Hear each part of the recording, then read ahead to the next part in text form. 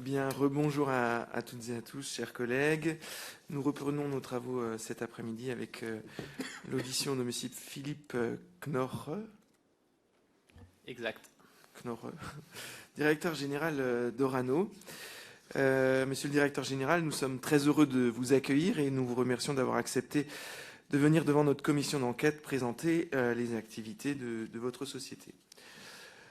Les hauts commissaires à l'énergie atomique que nous avons entendus en décembre ont insisté sur l'intérêt que représente pour la filière nucléaire française l'objectif de couvrir tout le champ, notamment de la filière amont, aval, celui du cycle combustible et celui de la maîtrise de la technologie d'exploitation. Orano, que vous dirigez, est issu de Cogema, puis Areva.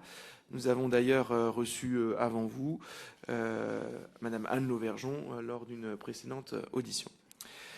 L'État français détient presque 80% du capital d'Orano. On m'a noté 90%. Ah voilà, bon, 90%.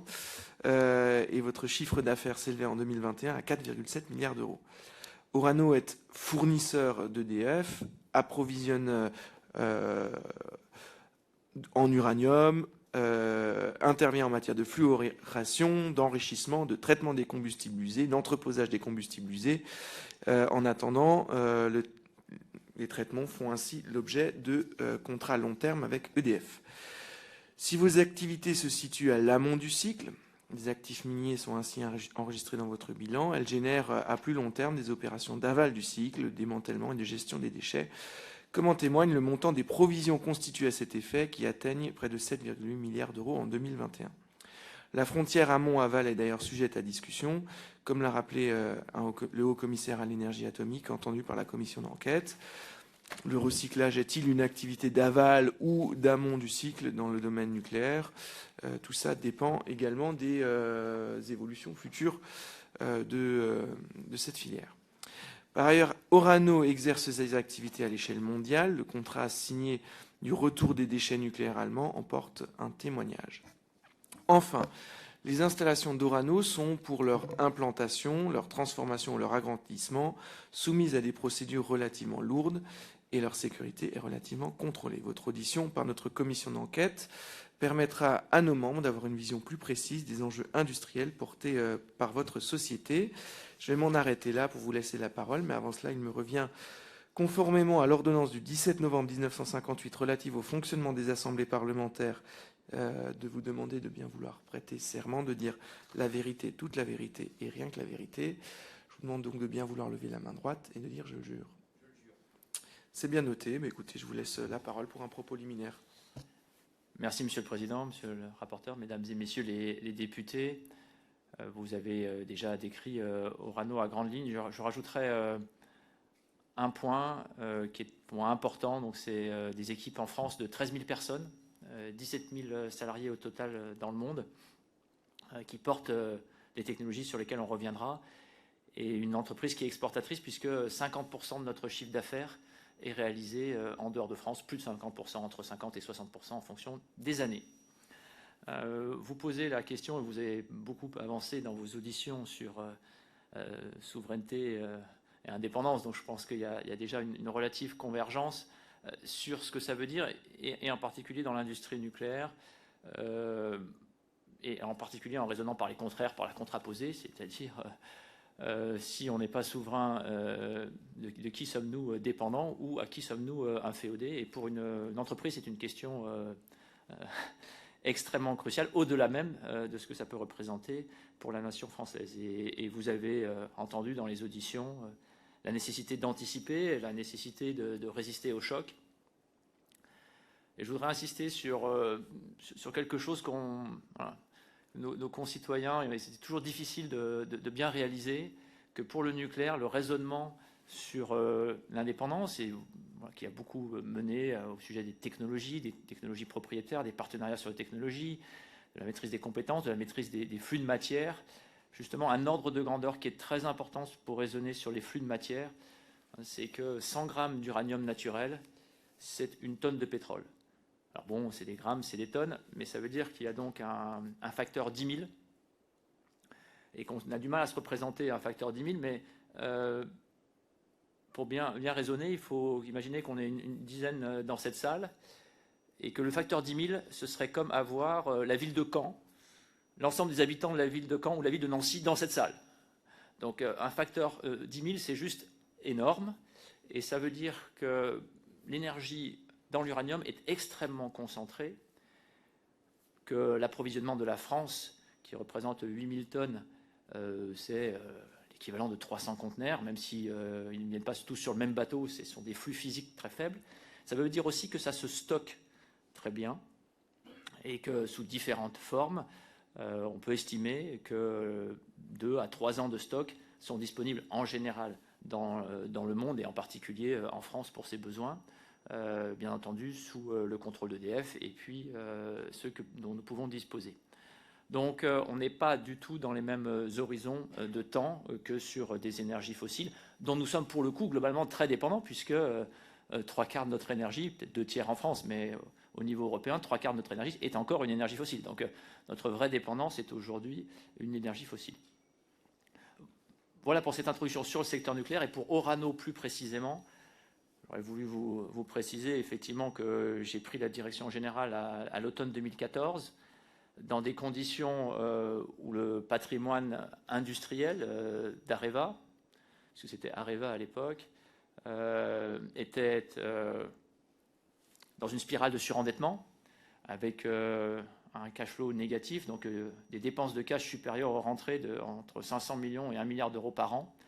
Donc clairement une situation insoutenable et une restructuration très lourde, avec, pour les équipes dont je parlais tout à l'heure, 42 000 salariés au départ, 6 000 suppressions d'emplois dans le monde, 4 000 en France, sans se faire arracher les chemises, donc dans un dialogue social basé sur le volontariat, sur le diagnostic des compétences, mais aussi le départ de la moitié des 4 dirigeants, la moitié des 154 dirigeants, un travail en profondeur sur la performance de l'entreprise à tous les niveaux, un travail sur sa structure juridique, puisque les activités de conception de réacteurs ont été séparées. C'est Framatome aujourd'hui, qui est une filiale d'EDF.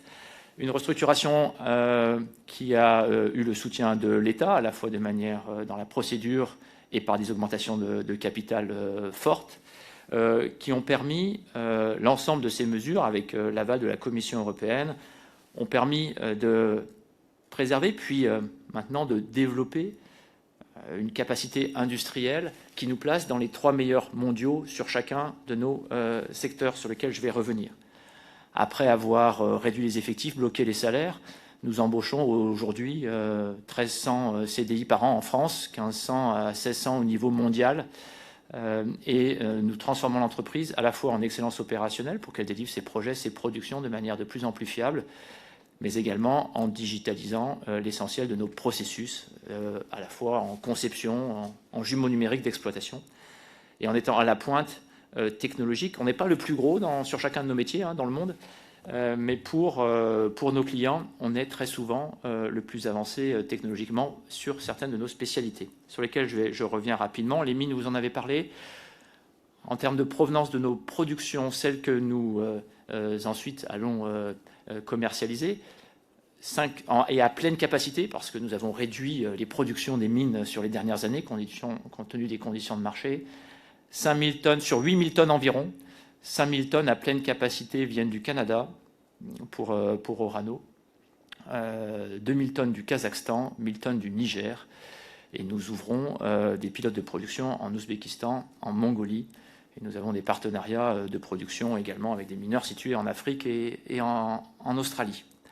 Donc une diversité géographique qui participe également à la sécurité des approvisionnements, et puis vous avez vu de zones géographiques très variées. Ensuite, l'uranium naturel, comme vous mentionniez, est fluoré dans des usines qui sont situées en France. Installations qui sont neuves et en augmentation de production, qui ont été approuvées lors de la restructuration du groupe, donc qui ont bénéficié de l'augmentation de capital, et qui sont la seule usine qui opère ces opérations en Europe continentale. Et même les Britanniques ayant interrompu leur production, en ce moment, nous sommes les seuls à produire de la conversion en Europe. Sur l'enrichissement, Nous co-détenons la technologie la plus performante en termes occidentaux avec notre concurrent et néanmoins partenaire Urenco. C'est une co-détention à 50%, 50-50, et l'enrichissement se produit dans l'usine du Tricastin en vallée du Rhône. Ensuite, s'agissant des services plus globalement, nous opérons des milliers de transports de matières nucléaires par an dans l'ensemble du monde. Nous démantelons des centrales nucléaires, intervenons en maintenance. Et puis, le sujet qui est à la fois unique, avec des compétences uniques au monde pour Orano, mais en même temps, celui qui va nécessiter le plus d'attention dans les années qui viennent, est celui du recyclage, puisque les combustibles usés, une fois qu'ils sortent des centrales nucléaires, les clients peuvent nous les confier en fonction des pays, soit pour les entreposer, soit pour les recycler et faire en sorte que, à la fois dans l'électricité nucléaire produite en France, 10% soit faite aujourd'hui avec des matières qui sont recyclées, qui sont issues des usines de Lag et de Melox, mais également que les déchets sont conditionnés de manière sûre, ils sont vitrifiés, leur volume est réduit, leur radioactivité est réduite d'un facteur 10, radioactivité de long terme. Donc des opérations qui sont clés, pour lesquelles la France et Orano est dépositaire d'un savoir-faire unique au monde à ce niveau industriel. Scientifiquement, beaucoup de pays maîtrisent cette opération. En revanche, à ce niveau-là industriel, seule la France sait faire. Et compte tenu des annonces, notamment du directeur du discours de Belfort et de la perspective qui est donnée sur le nucléaire en France, nous appelons de nos voeux et nous commençons à être entendus le fait qu'il y ait une réflexion pour savoir comment des installations, celles de Lag, de Melox, qui auront 50 ans en 2040, peuvent être maintenues à bon niveau jusque-là et ensuite prolongées avec un parc nucléaire qui est à la fois lui-même prolongé et renouvelé, et potentiellement également des réacteurs avancés. Donc un sujet d'aval du cycle qui est maintenant, qui peut rentrer dans les débats, l'examen, maintenant qu'une visibilité est fournie sur le parc de réacteurs qui sera disponible en France, sachant que cette activité de recyclage, on la réalise à plus de 95% pour EDF, avec d'autres clients, qu'ils soient néerlandais ou japonais, mais c'est essentiellement une prestation que nous faisons pour la France. En résumé, si vous m'autorisez en conclusion, vous aurez compris qu'on a traversé le désert, on a une traversée de désert assez longue. Il a fallu sacrifier certaines des ambitions, préserver l'essentiel en termes de compétences et de technologies. C'est aujourd'hui le cas. Financièrement, depuis 2018, chaque année, nous réduisons notre dette. Nous l'avons réduite de 25% d'ores et déjà. Nous avons été upgradés par Standard & Poor's pour être à nouveau une entreprise investment grade. Et donc, nous sortons de ce désert avec des technologies maîtrisées, des compétences rebâties. C'est notre raison d'être, d'ailleurs, de développer des savoir-faire. Et dans la mesure où tout ce qui ne tue pas renforce, dans la mesure où on en tire les leçons, on continue de bien bâtir sur l'ensemble des difficultés qu'on a traversées, qu'elles soient dues à l'entreprise, à la filière, ou d'une façon générale à son écosystème, pour construire aujourd'hui, sur la base de positions, vous l'aurez compris, concurrentielles fortes, technologiques fortes, sur lesquelles on n'a vraiment pas à rougir. Quand on voit que voilà, le Royaume-Uni a arrêté le recyclage, que des pays à travers le monde ont arrêté ce type de compétences, je crois que la France a vraiment, et Orano, je peux être fier de l'ensemble des équipes du nucléaire et d'Orano en particulier, qui portent aujourd'hui ces technologies. Elles ont besoin d'une visibilité qui a été fournie sur les réacteurs, d'une anticipation. Les industriels s'accommodent mal des stratégies de stop and go, des stratégies clignotantes. On voit maintenant qu'on peut avoir des visibilités, qu'on est résilient aux crises. On a produit plus de 80 à 90% de notre capacité pendant la crise du Covid. On est aujourd'hui résilient au drame de la guerre en Ukraine. Donc il y a des vraies forces dans l'industrie nucléaire française, en particulier ses équipes, et ce, malgré la traversée du désert. Merci, Monsieur le Président. Merci beaucoup, Monsieur le Directeur. Je vais avoir quelques questions avant de laisser le rapporteur poser les siennes et puis de passer ensuite la parole aux autres députés membres de la Commission. On a beaucoup parlé au cours de nos auditions successives des enjeux de filière différents, d'une maîtrise de la filière complète à l'échelle nationale, des enjeux de construction de filière en fonction des choix technologiques qu'on avait à faire. J'aurais d'abord une première question sur ces enjeux de filière, qui est vraiment sur la technologie constante. Donc, la répartition des capacités de production dont vous disposez ou dont vous ne disposez pas sur le cycle initial du combustible. Je pense notamment conversion, enrichissement. Est-ce que, pour répondre à une partie des commandes actuelles auxquelles vous répondez, qui ne sont évidemment pas que celles d'EDF, est-ce que vous recourez à des moyens qui ne sont pas à vous? Je pense notamment pour l'étape de la conversion. Aujourd'hui, compte tenu, on a... Alors, je vais développer un peu pour l'étape de la conversion. On a arrêté notre ancienne usine et construit une nouvelle usine. C'était globalement sur l'amont du cycle, entre l'enrichissement et la conversion, ça a été plus de 5 milliards d'euros d'investissement en France. Et il y a eu une interruption de production. Le prix de marché, simplement pour un ordre de grandeur, c'était $6 du kilo. C'est aujourd'hui, à court terme, entre $40 et $20 à long terme. Donc, on était dans des conditions de marché extrêmement différentes. Donc, oui, il y a eu une interruption de production en France. Mais aujourd'hui, avec l'augmentation progressive de l'usine qui s'appelle Philippe Coste au Tricastin, il n'y a pas de raison qu'à long terme, nous ayons besoin d'acheter de la conversion. En dehors d'opérations d'arbitrage. Voilà. Et du coup, aujourd'hui, on achète de la conversion pour des raisons économiques. Est-ce qu'il y a des raisons industrielles de capacité de...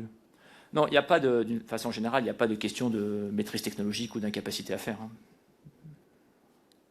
D'accord. Mais la capacité de l'usine actuelle, alors on est aujourd'hui, on vise une capacité finale au-delà de 14 000 tonnes. On a produit 9 000 tonnes cette année, donc on a encore une augmentation de production à faire.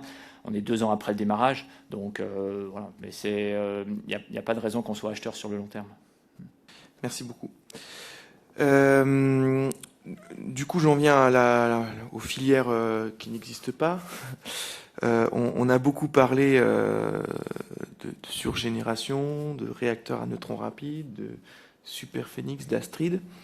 Avec une première question, du coup, on a reçu l'actuel administrateur général du CEA qui nous a expliqué que la décision de l'abandon du programme Astrid ou de son éclatement, ou pas sûr d'avoir parfaitement compris quelle est réellement la nature de la décision qui a été prise, mais toujours est-il que le programme Astrid en tant que tel ne semble plus exister, que cette décision a été prise en concertation avec la filière, EDF, Orano. Est-ce que c'est quelque chose vous considérez-vous en tant que directeur de Orano avoir été associé à cette prise de décision? Ouais, votre question est sur la forme de la prise de décision, donc la réponse est oui, mais je vais revenir sur le fond. Oui, j'étais associé. Mais dans des conditions qui sont quand même, qu'il faut préciser. Areva sort de la restructuration. Areva n'était pas financeur réellement du programme Astrid ou marginalement. C'est des équipes, en revanche, du CEA et d'Areva. Maintenant, Framatome travaillait sur le sujet. Donc oui, à partir du moment où l'État a annoncé de fortes réductions des budgets du CEA, parce que c'est là que c'est venu, que EDF a annoncé qu'il ne pouvait pas financer au niveau souhaitable, puisqu'il était lui-même bloqué par l'AREN, par un ensemble de ressources financières. Il n'était pas possible, tout simplement, pour Areva, puis Framatome Orano, de financer ce type de recherche et développement, qui sont des recherches et développement très amont, alors qu'on était nous-mêmes sous pression économique. Ça fait partie des sujets. Enfin, voilà, quand vous traversez le désert, voilà, il y a des moments où il faut faire des choix. Et quand il n'y a plus de carburant, il faut... voilà, malheureusement abandonner certains véhicules, mais continuer en se concentrant sur les autres. Et donc c'est le choix qui a pu être fait. Inversement, ça n'enlève rien à l'avantage des réacteurs rapides dans la gestion du cycle nucléaire. Voilà, ça n'enlève rien. Simplement, il y avait des programmes d'arbitrage de recherche et développement qui ont dû être faits essentiellement sous contrainte financière. Merci beaucoup. Du coup, une des réponses à l'abandon d'Astrid, c'est un intérêt accru à la filière du multi-recyclage du combustible. De votre point de vue, quels sont les défis en matière de filière et de maîtrise du risque sur la question du multi-recyclage? Effectivement, l'arrêt d'Astrid, à ce moment-là, mène à deux choses. D'une part, le CEA propose d'avoir de la recherche sur la simulation et sur la chimie. On peut y revenir. On lance d'ailleurs des partenariats à la fois avec le CEA, le CNRS, des partenariats internationaux. Et on se développe dans des partenariats avec les États-Unis sur les réacteurs rapides, qu'ils soient à sodium ou qu'ils soient à sel fondu, pour leurs avantages. Et puis, n'ayant pas de projet de réacteur de ce type en France, la France étant elle-même isolée en Europe, parce qu'à la taille des États-Unis, de la Russie ou de la Chine, qui ont tous des programmes de ce type-là, la France aurait besoin d'un cadre européen qui n'existe pas pour des raisons évidentes, beaucoup plus fort. Donc, oui, le multi-recyclage, qui a des conditions techniques qui doivent encore être travaillées, c'est pour ça qu'il faut faire des prototypes. J'entends certains qui disent ça ne marche pas, attention, il faut faire attention aux objectifs que l'on assigne et aux conditions techniques. En fonction des combustibles que l'on prend, de l'isotopie des combustibles usés que l'on utilise, on peut obtenir, non pas le même résultat qu'avec des réacteurs rapides, bien entendu, mais on peut obtenir une stabilisation de l'inventaire, en particulier de l'inventaire de plutonium, en recyclant les combustibles MOX aujourd'hui usés qui ne sont pas recyclés. Donc on peut arriver avec plusieurs approches, soit par dilution dans un premier temps, soit par utilisation d'uranium enrichi et non pas appauvri en apport. On peut y arriver, les simulations le prouvent, même si maintenant il faut le prouver en réacteur, ce qui sera fait. Bien entendu, si on veut que ça ne marche pas, c'est assez facile. Il suffit de prendre des combustibles qui sont déjà dégradés, des combustibles MOX déjà dégradés, donc qui ont une isotopie notamment, par exemple, qui contient de l'américium 241. Et donc on peut ne pas faire fonctionner le multi-recyclage, mais on peut le faire fonctionner.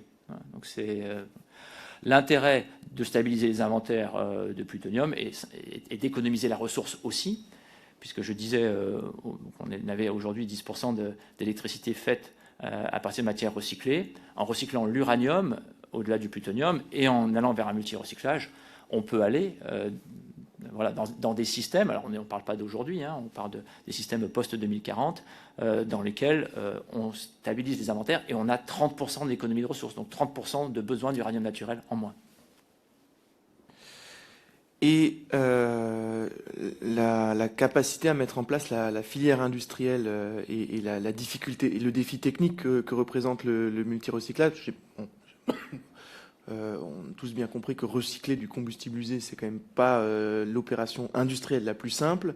Donc multi-recycler, si on a bien compris, ça comprend des complexités supplémentaires. Quel est aujourd'hui votre regard sur la capacité à industrialiser ce multi-recyclage ? Oui, alors,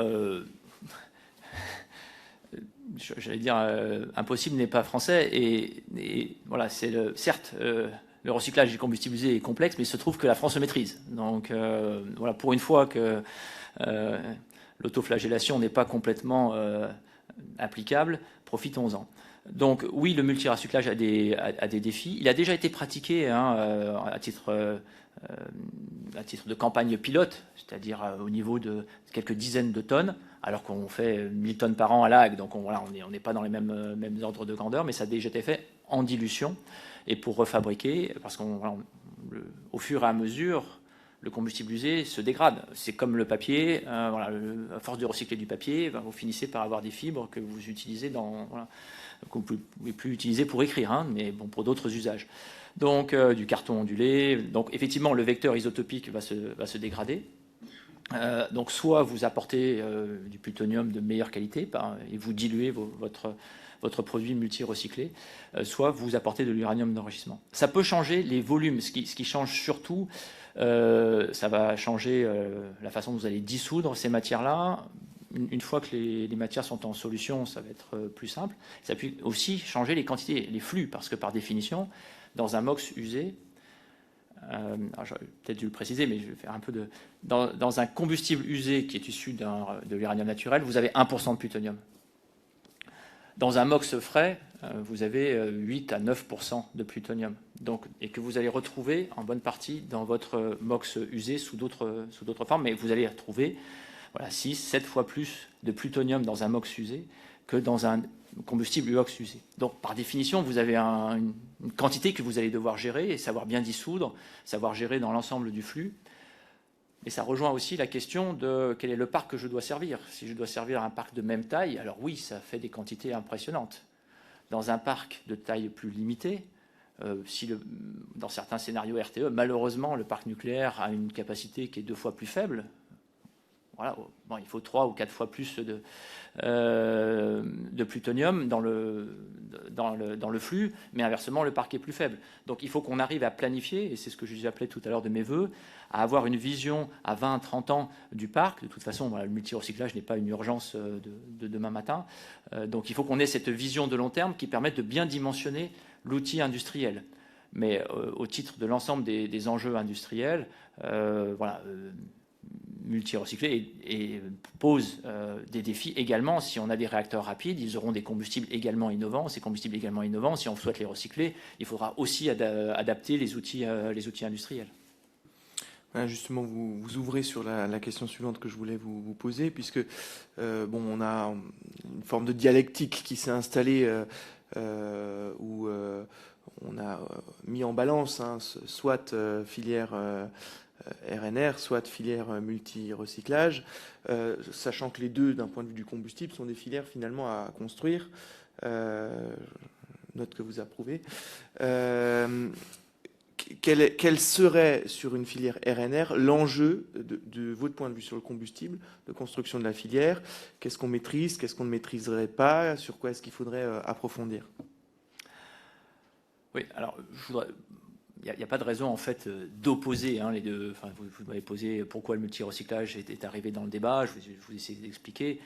Et le fait que les réacteurs rapides avaient effectivement des avantages que le multi-recyclage n'atteindrait jamais. Donc je pense qu'il ne faut pas opposer les deux. Il faut simplement trouver des chemins industriels qui soient les plus sûrs d'une certaine façon, et puis qui correspondent au parc de réacteurs qu'on souhaite construire. Donc c'est essentiellement un critère de réacteur et que le cycle doit accompagner.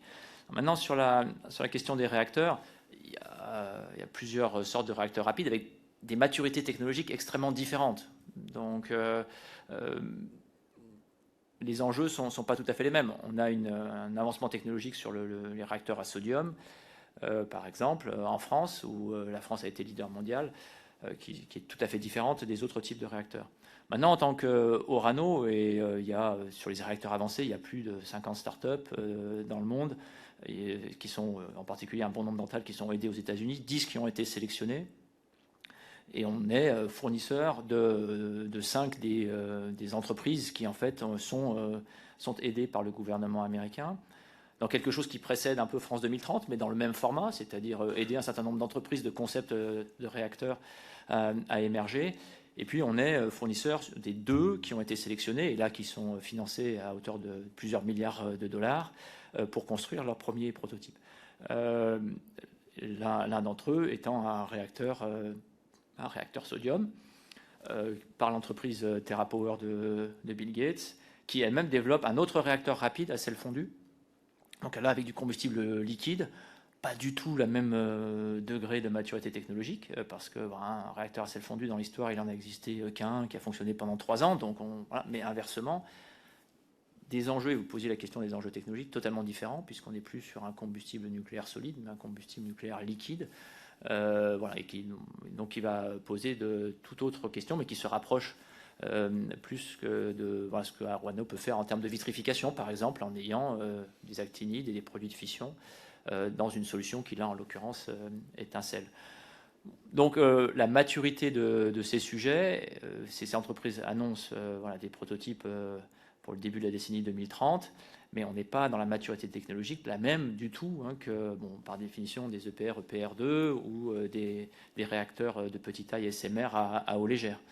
En revanche, ce sont les réacteurs EPR ou SMR sont en approche du cycle beaucoup plus en continuité. Donc, dans le débat que j'évoquais, et les discussions à avoir avec le gouvernement, avec EDF, son parc de réacteurs, avec le CEA et les autorités de sûreté, il est certain que dans la mesure où le parc actuel, d'une part, est prolongé, et d'autre part, des réacteurs EPR de même technologie de cycle sont construits, pour nous, le premier enjeu quantitatif est de servir ce parc-là à eau légère. En revanche, oui, le nucléaire est une énergie jeune, hein, voilà, c'est une énergie qui a 50 ans dans son grand déploiement, donc elle est jeune et on peut encore beaucoup apporter par des réacteurs avancés en complément, non pas en opposition, mais avec des réacteurs qui permettraient non seulement de produire de la chaleur, parce qu'il y a d'autres usages que l'électricité, hein, certains de ces réacteurs sont à haute température, mais également d'apporter des avantages en termes de déchets. Il faut être très très clair, vous l'avez souligné, sur les enjeux d'industrialisation, on n'est pas du tout dans le même monde en termes de maturité. Comme on est sur les développements de nouvelles technologies, toute la discussion autour des SMR notamment élude un peu la question dans le débat public, en tout cas, du combustible. Et notamment du niveau d'enrichissement du combustible. J'ai cru comprendre qu'il y a parfois des projets qui peuvent exister avec des niveaux d'enrichissement qui ne sont pas usuels, notamment en France, parfois particulièrement élevés au regard de la réglementation. Comment est-ce que vous appréhendez vous, tout ça ? On est effectivement fournisseur et les réacteurs que je citais peuvent aller jusqu'à utiliser des combustibles enrichis jusqu'à 20% en uranium contre 5% pour le combustible classique, donc enrichi en uranium 235. Bon, ça a des avantages puisque vous pouvez avoir des réacteurs qui soit fonctionnent beaucoup plus longtemps sans avoir besoin d'être rechargés, soit sont beaucoup plus compacts, soit les deux. En tout cas, vous débloquez un horizon complet d'innovation.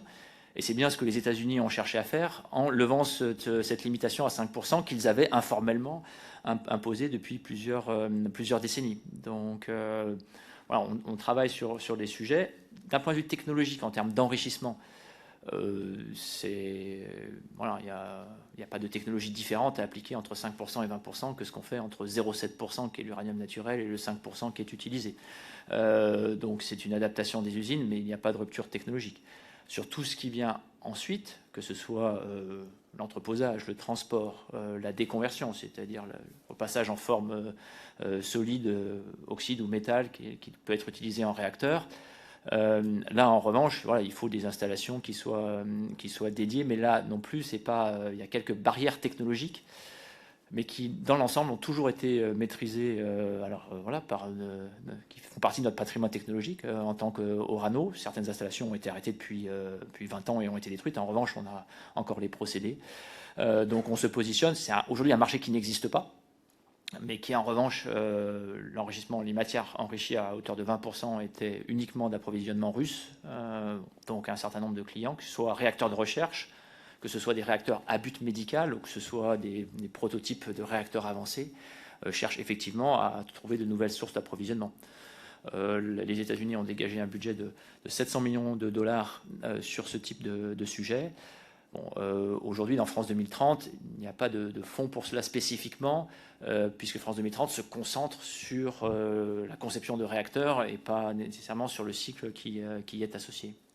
Et on a publiquement indiqué que l'on travaillait à la fois voilà, sur des combustibles commerciaux à 6, 7, 8%, parce que certains réacteurs existants pourraient le demander, certains clients ailleurs dans le monde posent la question, ça offrirait des cycles plus longs dans les réacteurs existants, et puis au-delà pour aller jusqu'à 20% et pour soutenir les réacteurs de recherche.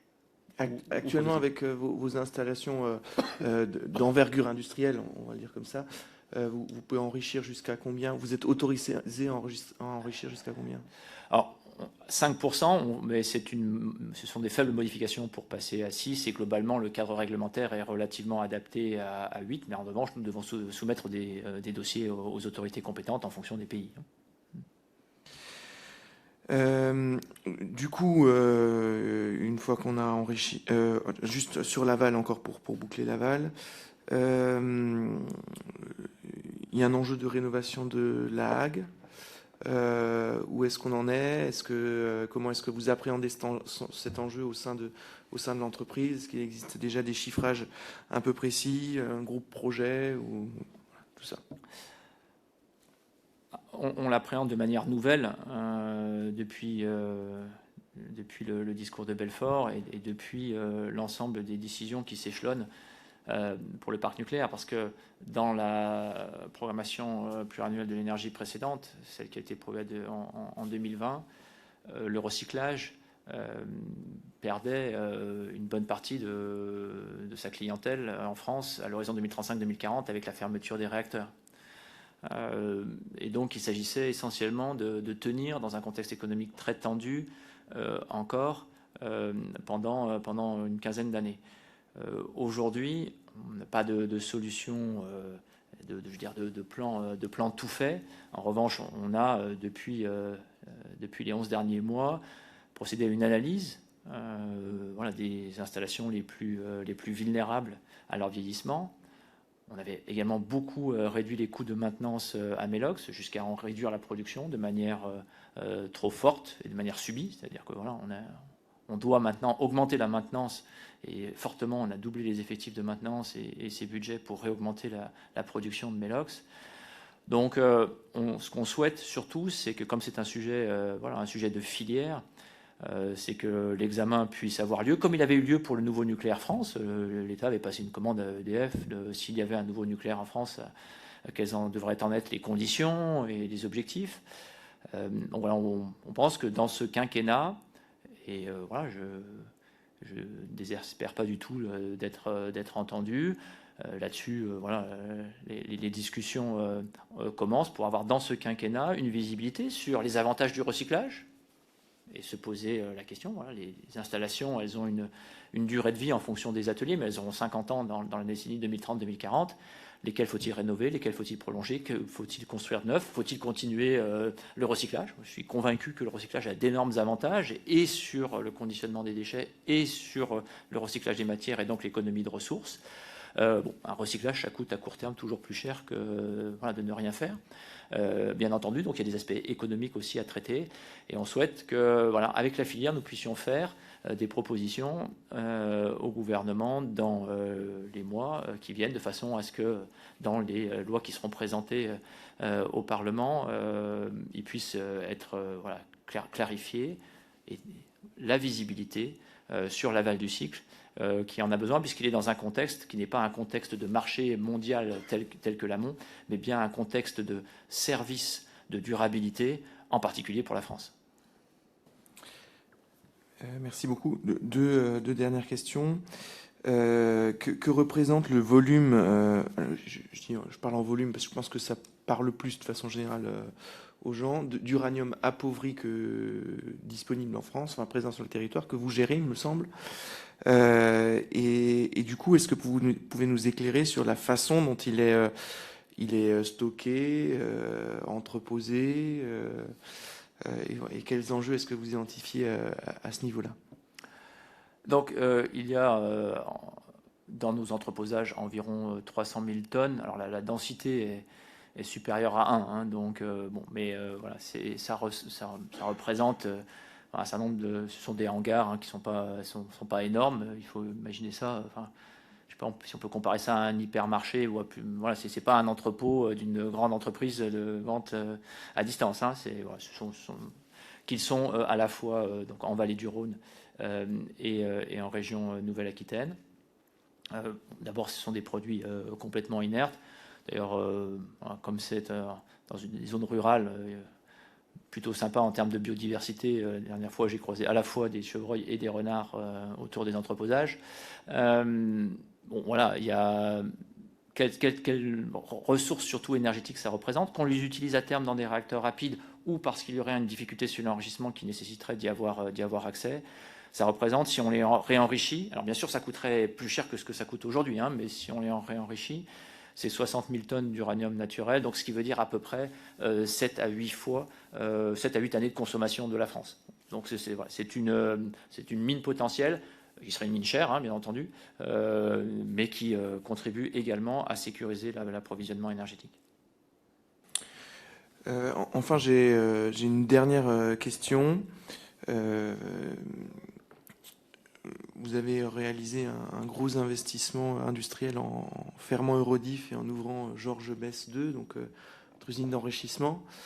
Je précise d'ailleurs que j'ai eu l'opportunité de visiter les deux sites et c'est assez impressionnant l'un comme l'autre d'ailleurs.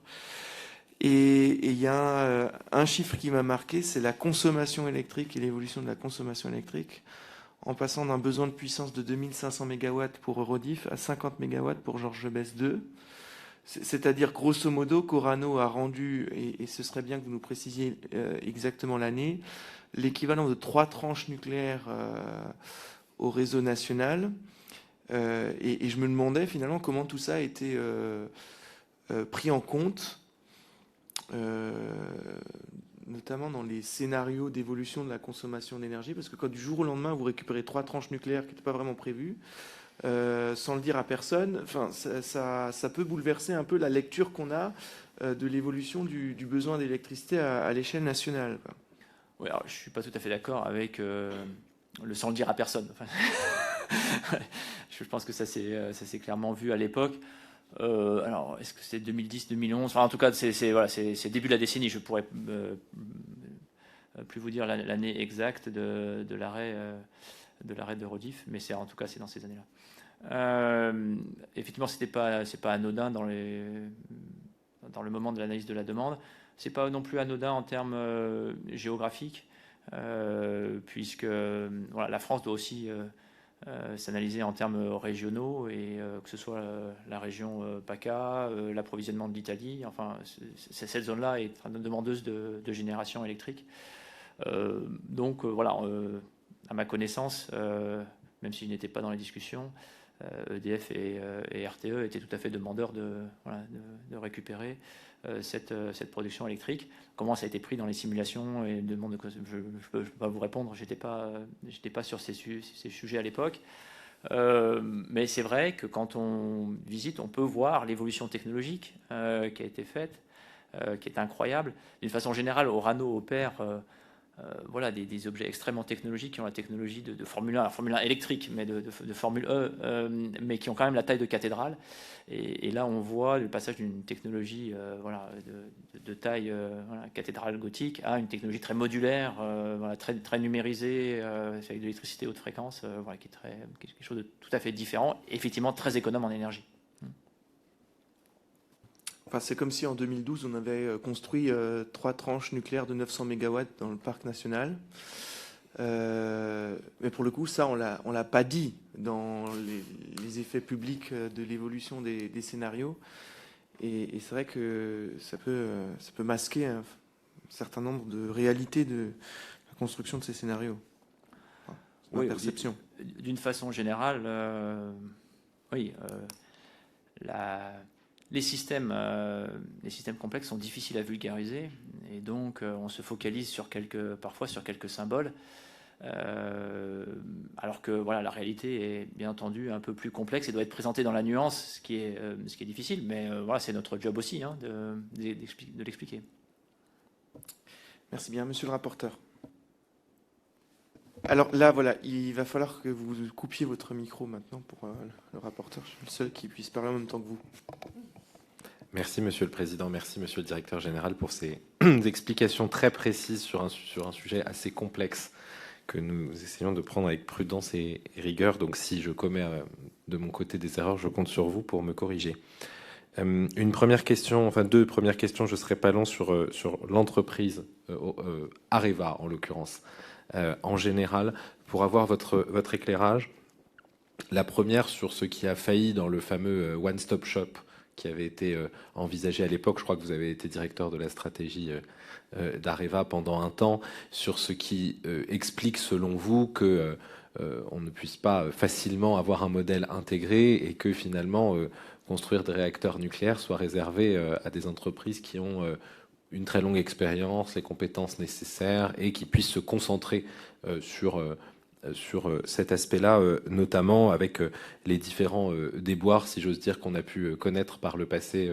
Je pense aux cuves notamment, mais pas uniquement sur le sujet. Donc peut-être une première question sur ce point et une deuxième question que je pose en même temps sur le réacteur finlandais, enfin sur le projet finlandais, dont je crois vous avez assuré la direction de projet pendant un moment. Peut-être pour que vous nous éclairiez sur les raisons du retard et la manière dont le projet a évolué avec le temps et les difficultés que vous avez rencontrées dans la conception et dans la réalisation du projet. Alors, vous avez, oui, la question du one-stop shop, je ne pense pas que ce soit, et donc qui, bon, pour peut-être ceux qui n'ont pas suivi cette dimension stratégique, et la capacité à vendre à la fois de l'uranium, du combustible et des réacteurs, et quand on vend un réacteur, de vendre le combustible qui lui est lié. Les raisons voilà, qui ont amené au démantèlement d'Areva sont des raisons d'exécution, de mise en œuvre. Aujourd'hui, le dernier mouvement en date est le mineur Cameco de l'uranium qui rachète la société nord-américaine Westinghouse. L'approche des Russes a été toujours de vendre des réacteurs avec du combustible et les matières qui sont liées. Inversement, les Britanniques ont échoué. Donc c'est une question de mise en œuvre, c'est-à-dire la capacité d'une entreprise à délivrer ce qu'elle a promis, ce qui est le premier devoir d'une entreprise industrielle. Elle est assez indépendante de la question que vous posiez, et je reviendrai sur les grands projets, sur la fabrication de cuves, où voilà, il y a des questions de savoir-faire industriel, de mise au niveau. J'ai dû gérer la situation du Creusot et la mettre en œuvre, de réglementation qui évolue, de savoir-faire industriel. Nous avons été les premiers à dire, attention, dans le monde de la forge, il nous semble qu'on n'est pas aux meilleures techniques industrielles qui soient disponibles au moment des années 2000. 10, enfin en l'occurrence 2015 pour le Creusot, 2016. Bon, depuis, et encore récemment, des grands forgerons mondiaux ont dit qu'effectivement, ils ne maîtrisaient pas ces types d'opérations aussi bien qu'ils auraient pu l'espérer. Donc oui, il y a des questions de maîtrise industrielle, d'opération industrielle. Aujourd'hui, la situation du Creusot, par les investissements qui ont été faits, et ça a été bien décrit par Bernard Fontana, Framatome. Voilà, Framatome a ce savoir-faire industriel et les outils industriels complètement rénovés, puisque les outils industriels étaient extrêmement anciens, ils n'avaient pas été renouvelés depuis la construction du parc, d'une part, et puis d'autre part, pour certains, la presse de forge, c'était une prise de guerre, hein, donc ça ne nous rajeunit pas. Donc il fallait faire un travail de rénovation fondamentale et des outils et des compétences. Ça a été fait et aujourd'hui, voilà, Framatome maîtrise ces opérations qui sont des opérations industrielles. Donc on faut pas, enfin, pour moi, il y a deux choses assez différentes que sont la maîtrise industrielle d'une opération de fabrication très, très exigeante, qui est une opération de forge puis de fabrication de la cuve, et d'autre part la maîtrise de très très grands projets. Et vous interrogez spécifiquement sur le réacteur finlandais. Il y avait des aspects très finlandais, c'est-à-dire que voilà, un contrat défavorable, ça a été évoqué ici, un client qui n'a pas besoin de l'électricité, et puis beaucoup de facteurs communs avec Flamanville. Et donc à ce moment-là, on va se rapporter au rapport de Jean-Martin Folz sur les causes et difficultés de construction des EPR, auquel j'ai eu la chance de contribuer avec beaucoup d'autres, et dans lequel je me reconnais tout à fait sur les conclusions qu'il en tire. Et d'ailleurs, ce qui nous a amené pour Orano à faire un plan de maîtrise des grands projets, même si nous n'avons pas d'aussi grands projets que les EPR, tout à fait, alors un peu avant, mais tout à fait cohérent avec, nous avons mis en cohérence avec le programme Excel d'EDF, de façon à maîtriser et les compétences et la gouvernance de ces grands projets, mais également les relations avec les fournisseurs, la standardisation des procédures pour qu'elles puissent être, et des gestes techniques de façon à ce qu'ils puissent être faits de manière fiable, et d'une façon générale, la réalisation du geste technique du premier coup avec un ensemble de mesures qui nous amène sur, c'est un exemple que je donnais, sur le plus grand projet que nous avons aujourd'hui, qui est un projet de remplacement des évaporateurs à La Hague, qui fait déjà partie d'un grand carénage de La Hague, un projet à 800 millions d'euros. Nous avons lancé notre plan en 2017-2018. Il a fallu qu'il produise ces résultats, mais sur les 2 dernières années, nous avons moins de 5% de dérive planning, donc 95% de suivi planning, alors que voilà, malheureusement sur la Finlande, on était dans des adhérences planning qui étaient en dessous de 50%. Donc les causes profondes. Voilà, j'ai essayé de les résumer, mais globalement, dans le rapport FOLS, il y a beaucoup de choses qui touchent, puisque c'était 2 EPR avec des conditions finlandaises spécifiques. Et pour reboucler avec votre point de départ, qui était le One Stop Shop, j'ai annoncé 3 mois après ma prise de fonction chez Areva, c'est-à-dire dès le début 2015, que Areva n'était pas de taille à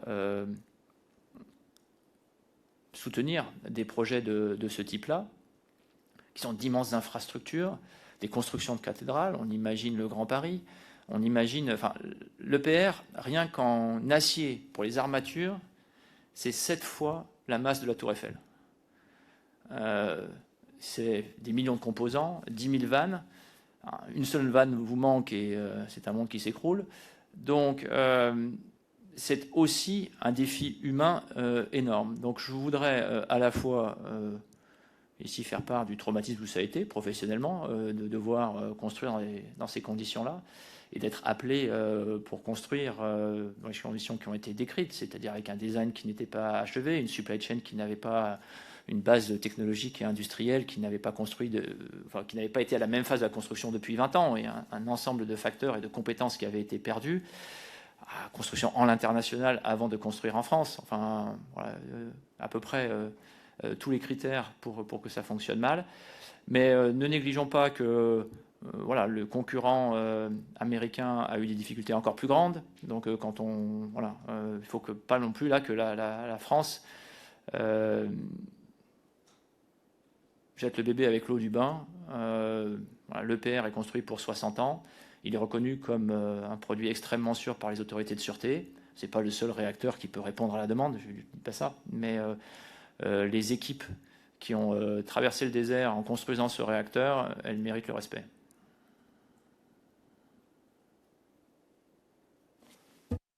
Je vous remercie. Donc je comprends que vous ne partagez pas l'affirmation de M. Proglio tenue ici, selon laquelle l'EPR est inconstructible. L'EPR tourne, donc par définition, il est constructible. Inversement, oui, il y a des objets plus simples. Il y a certainement des objets plus simples à construire. Mais c'est une infrastructure d'une taille que dans le monde occidental. Et voilà, en Chine, visiblement, la construction est plus facile, même si c'est le même produit. Les grands projets, d'une façon générale, dans le monde occidental, il faut qu'on s'interroge. Quand mes amis allemands me charrient amicalement ou pas d'ailleurs sur le temps de construction de l'EPR, qui encore une fois est dramatique en tant qu'industriel, c'était absolument quelque chose à ne pas reproduire, évidemment. Je leur rappelle simplement que l'EPR est entré en fonction avant l'aéroport de Berlin, qui a été lancé au moment de la chute du mur en 1990. Donc bon, c'est un peu provoquant, et étant moi-même allemand, je le prends avec le second degré nécessaire. Donc évidemment, ce n'est pas à reproduire, mais ne négligeons pas que ce sont des infrastructures de taille extrêmement importante et que ce ne sont jamais des parties simples. Et inversement, énormément de leçons à en prendre. La filière les a apprises. Je vous ai donné les résultats sur notre plus gros projet aujourd'hui, et on espère mettre en route nos évaporateurs en fonction de nos évaporateurs à la fin du mois de mars, et prouver que quand on travaille industriellement, pas en faisant un produit tous les 20 ans, mais au contraire en industrialisant les compétences, en faisant des séries, avec la visibilité qui est donnée. Et c'est pour ça que, au-delà de la visibilité réacteur, j'appelle de mes voeux la visibilité sur l'aval du cycle. Les mêmes challenges se sont produits au moment de la construction de la Hague et se reproduiront si on a des installations de ce type-là à faire. Ça nécessite une gestion de la complexité qui est faisable, qui est industrielle, mais voilà, qui ne va pas de soi. Je vous remercie. J'en viens aux activités actuelles d'Orano. Est-ce que vous pouvez revenir sur les provenances de votre uranium naturel, et peut-être en redonnant ces provenances, expliquer d'où vient, bien sûr, au-delà de la disponibilité des ressources, le choix des pays, expliquer quel est le degré de vulnérabilité que vous attribuez à chaque pays, étant donné, effectivement, vous avez cité le Kazakhstan, le Niger, le choix, ou en tout cas les choix qui ont été faits et qui perdurent aujourd'hui de l'importation du Kazakhstan et du Niger, par exemple, plutôt que de l'Australie ou d'autres pays qui seraient sûrs, et peut-être l'évolution dans le temps à grande maille de ces volumes, parce que si je ne me trompe pas, il y a eu un rééquilibrage dans les dernières années dans les volumes importés par pays. Oui, il y a eu des mouvements très forts au cours des dernières années. Pourquoi? Parce que, compte tenu des conditions de marché, une des 2 mines du Canada a été mise sous cocon par notre partenaire Cameco, et dont nous récupérons et nous sommes propriétaires de plus du tiers de cette mine-là. Le Kazakhstan a d'une façon générale réduit ses productions de 20%, et un peu plus en ce qui nous concerne. Et puis le Niger, qui était très fort, nous avons fermé à l'épuisement du gisement, une des 2 mines du Niger. Donc entre les mises sous cocon, qui redémarre, la mine canadienne de McArthur redémarre, donc on va être à la pleine capacité que je mentionnais tout à l'heure. Il y a des variations, plus les effets Covid, où certaines des mines se sont arrêtées, notamment au Canada, pendant quelques mois. Donc si on regarde les données d'une année, on va trouver quelque chose qui n'est pas moyen. Donc c'est pour ça que je raisonne et on raisonne dans les équipes à pleine capacité, en tenant compte aussi des parts de production que nous avons. C'est-à-dire qu'au Kazakhstan, on opère la société Katco, qui est une joint venture avec la société nationale. Néanmoins, on ne récupère que la moitié de la production. Donc à chaque fois, au Niger, nous sommes majoritaires, mais là aussi, les actionnaires minoritaires prennent une partie.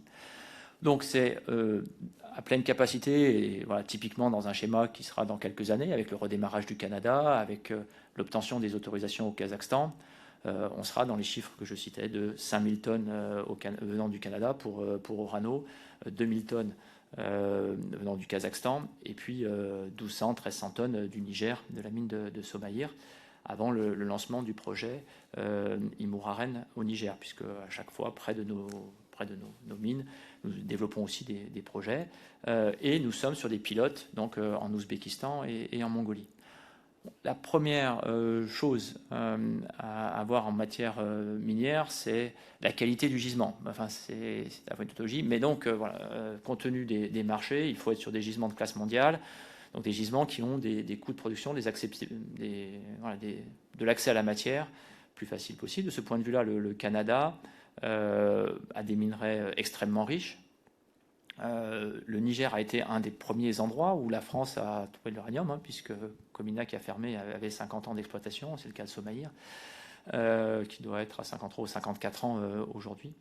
Là où les mines du Kazakhstan avaient été exploitées, découvertes par l'Union soviétique, mais fortement développées à partir des années 2000. Et je voudrais souligner que c'est bien, alors à l'époque, Areva, qui a développé a été la première entreprise étrangère à développer fortement ses activités au Kazakhstan, et que pour l'Ouzbékistan, 20 ans après, à l'ouverture du pays, Orano a été sélectionné comme le plus grand partenaire pour développer les mines d'Ouzbékistan, grâce à ses compétences technologique, à notre capacité à faire des jumeaux numériques, à être plus efficace dans la récupération de l'uranium, grâce aussi au soutien sans faille et très efficace de toutes les équipes du ministère des Affaires étrangères. Nous travaillons beaucoup avec les ambassades dans toutes nos relations d'une façon générale au niveau mondial, mais en particulier avec les pays miniers. Donc il y a dans ce choix des critères géologiques, des critères géopolitiques, puisqu'il y a certains États dans lesquels il est très difficile, pour des raisons d'autorisation, pour être en conformité d'un point de vue éthique. Donc il y a ces critères-là qui interviennent. Et puis il y a des questions d'acceptabilité des mines.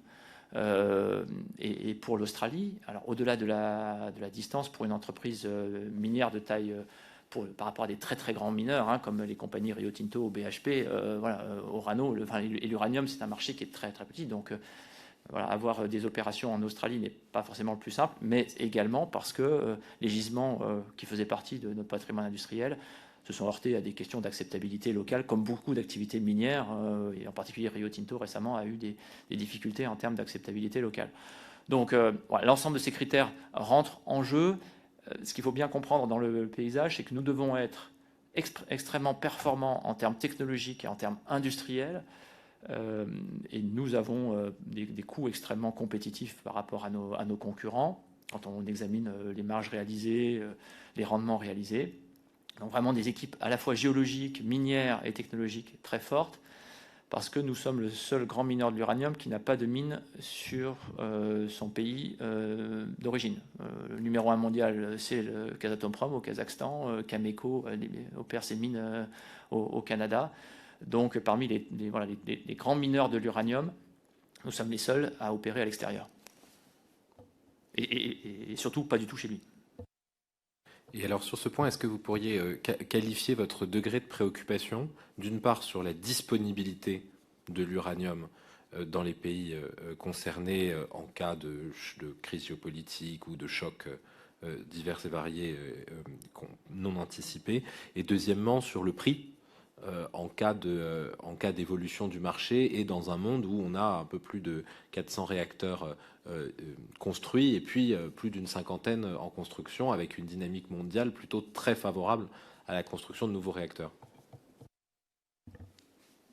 Je vais revenir sur le facteur l'uranium. 100 grammes d'uranium, c'est une tonne de pétrole. Ça, c'est un facteur physique. Donc effectivement, les stocks qui peuvent être disponibles chez les clients et aux différents niveaux de la chaîne représentent plusieurs années de consommation.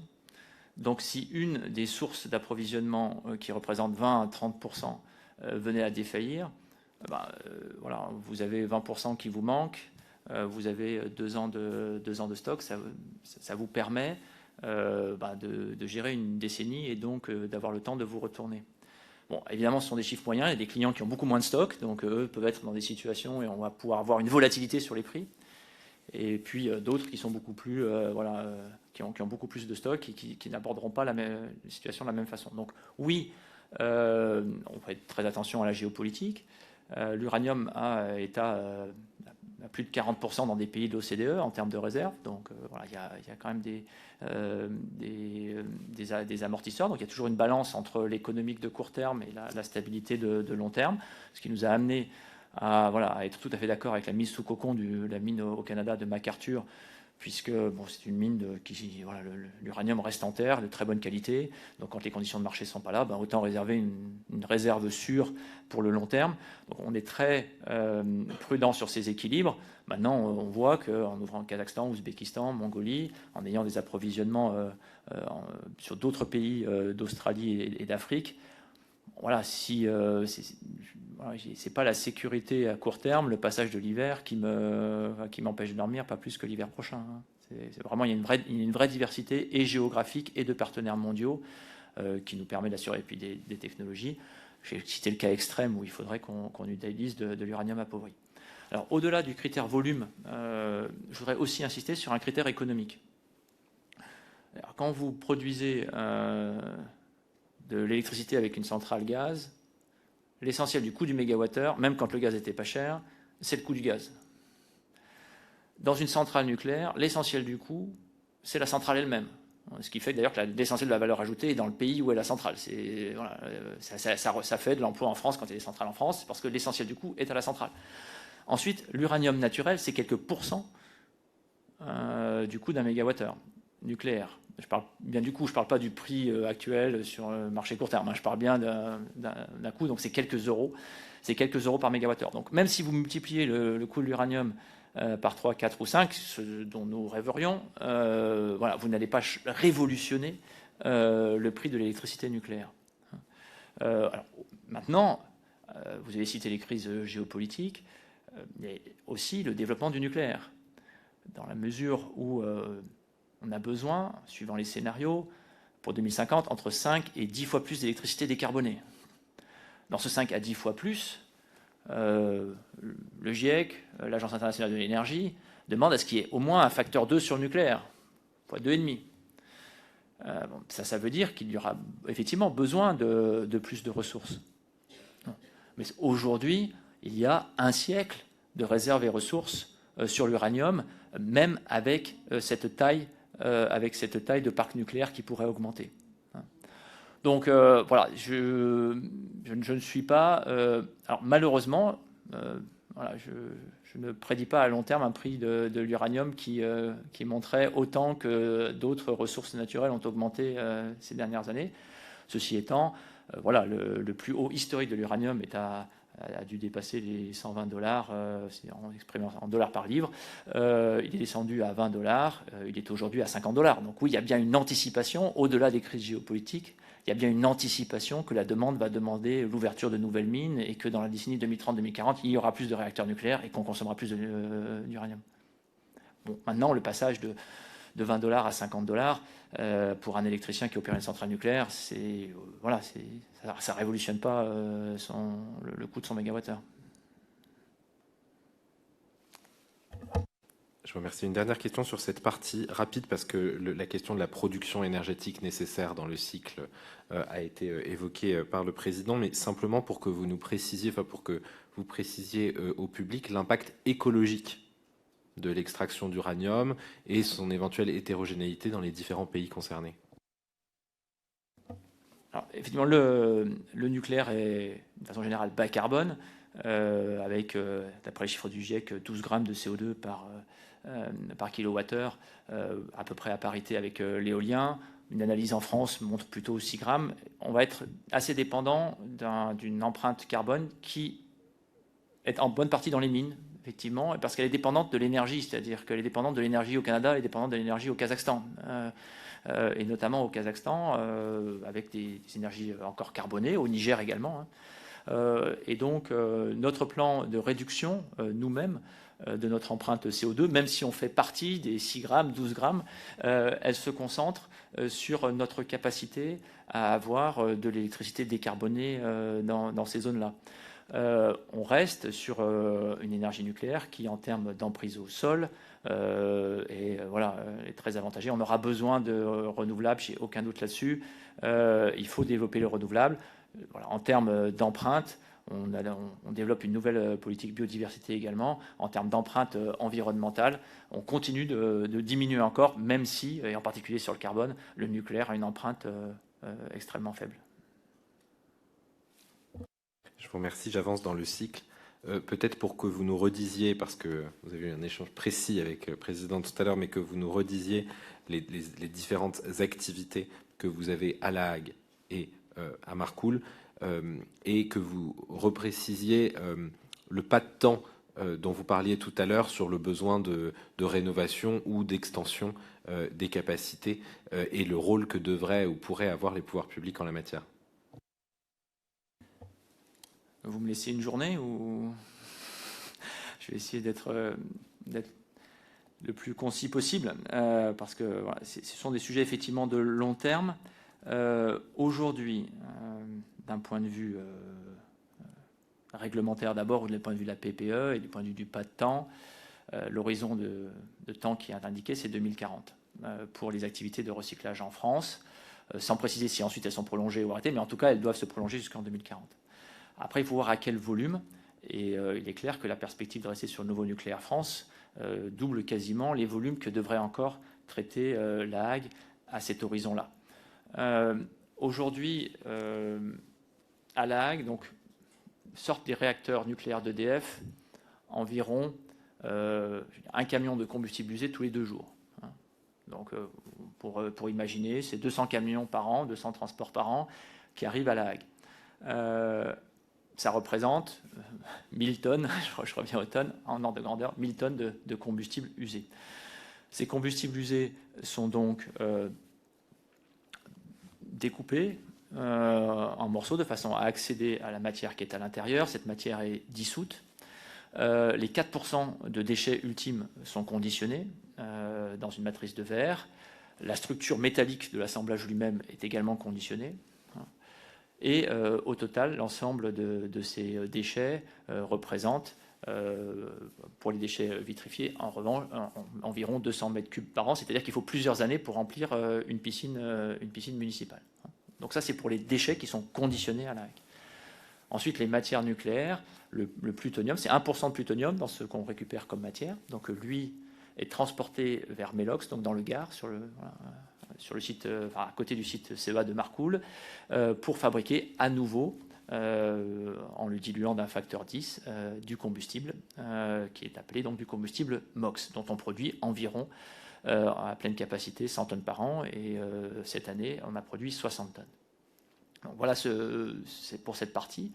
Ensuite, 95% des matières qui sont récupérées sont de l'uranium de recyclage, qui historiquement a été recyclé en particulier dans la centrale de Cruas, a été recyclé pour nos clients belges, allemands, suisses, et qui, pour la France, en ce moment, est entreposé en attente de recyclage dans les réacteurs d'EDF. Est-ce que ça répond à votre question Alors ensuite, les horizons de temps. Bon, horizon de temps, on a aujourd'hui, sur les dernières années, compte tenu des pressions économiques, il faut bien voir que sur cette opération de recyclage qui est uniquement pour EDF, et même si nous soldons nos contrats historiques, en particulier avec les clients allemands en 2021, avec nos clients historiques de l'ensemble des pays, nous procédons au dernier retour de déchets et aux dernières opérations, et que voilà, nous réalisons le fait de faire des opérations à l'export permet d'absorber des coûts et donc améliore notre rentabilité. Mais globalement, la pression économique, pour faire simple, de l'AREN a fait que le prix de ces prestations de recyclage a évolué encore moins favorablement que l'AREN. Et donc, sur 10 ans, en euros courants, le prix a baissé même en euros courants. Donc, la pression économique nous amène à décaler des opérations, qu'elles soient soit de maintenance, soit d'investissement. Il est donc important de réaugmenter le niveau d'investissement dans un premier étage de la fusée, qui est de faire en sorte que l'on soit d'accord avec l'autorité de sûreté, avec EDF, avec le gouvernement sur les opérations qui sont à réaliser pour maintenir des opérations fiables jusqu'en 2040. Typiquement, la Hague a réalisé 95% de son programme sur la période 16-23. En revanche, Melox est à un pourcentage de réalisation de son programme très inférieur, donc on a besoin de remonter en capacité. Ça veut dire aussi augmenter les capacités d'entreposage de combustibles usés également, puisque certains combustibles ne sont pas recyclés. Les MOX usés en particulier, dont on parlait tout à l'heure, ne sont pas recyclés. Ensuite, se pose la question, compte tenu de l'évolution du parc, si on a des EPR, si on a un parc de la taille décrite dans le rapport RTE, et je l'espère, et je pense un parc même de taille plus importante que ce qu'on a aujourd'hui, ce sont des combustibles dans les EPR et le parc existant qui sont tout à fait similaires aux combustibles qu'on recycle aujourd'hui. Donc il peut y avoir une continuité technologique à l'usine de La Hague au-delà de l'horizon 2040. Simplement, il faut qu'on décide dans ce quinquennat présent, puisque compte tenu du temps de conception, du temps d'autorisation et du temps de construction, il faut entre 12 et 15 ans pour une installation complexe. Et donc 2028-2029, c'est trop tard pour réfléchir et commencer à parler du sujet. C'est bien entre 2023 et 2025 qu'il faut que tous ensemble nous développions d'abord les choix. Pourquoi on recycle, qu'est-ce qu'on fait, à quelle dimension, et ensuite qu'on établisse les priorités pour faire la maintenance et les investissements nécessaires jusqu'à 2040, et au-delà, préparer la période au-delà de 2040. 2040, pour lequel on a déjà les combustibles usés qui seront à traiter en 2040. Et on voit quels seront les réacteurs qu'on aura besoin d'adresser en 2040. En revanche, au-delà, 2050, 2060, si d'autres types de réacteurs arrivent, il faut aussi prévoir la recherche et développement pour adresser des nouveaux combustibles qui arriveraient, que ce soit d'ailleurs dans les réacteurs existants, des combustibles résistants aux accidents, ou que ce soit des réacteurs avancés. Donc on a bien 3 phases à prévoir: le surcroît de maintenance jusqu'à 2040, la capacité, la prolongation du recyclage ou pas, mais en tout cas, nous on le souhaite, la prolongation du recyclage sur des réacteurs existants, sur les combustibles de réacteurs existants au-delà de 2040, et puis un 3e étage qui est quel est le cycle de très long terme que l'on souhaite avoir.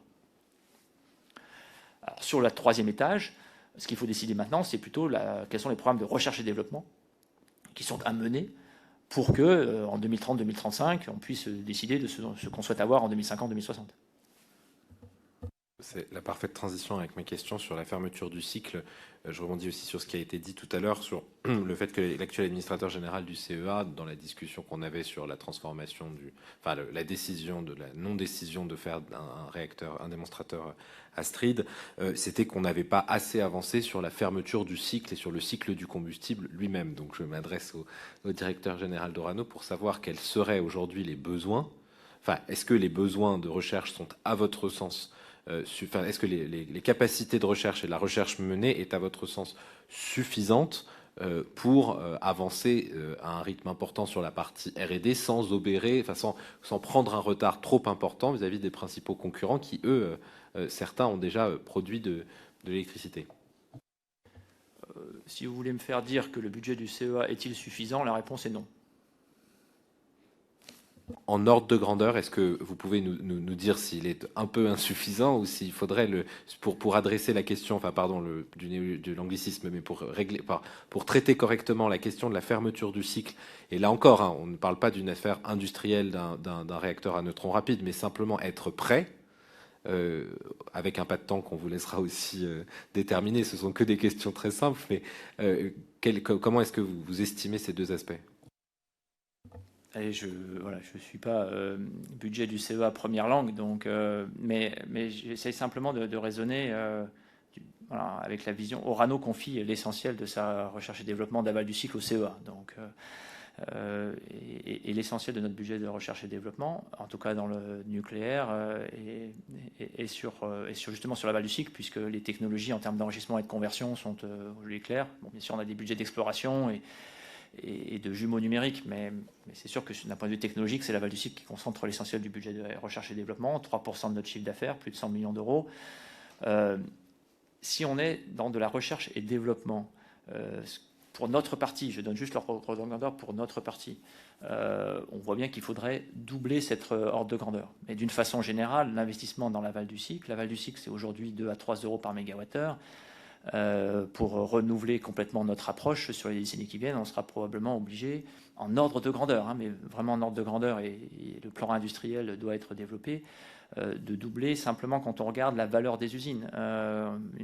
Une usine de cette technologie-là, aujourd'hui, on investit en investissement de maintenance à peu près 1% de la valeur de l'usine chaque année, et ça ne peut pas tenir quand on fait ça pendant 10 ou 15 ans. Donc, il y a des efforts importants financiers qui doivent être faits.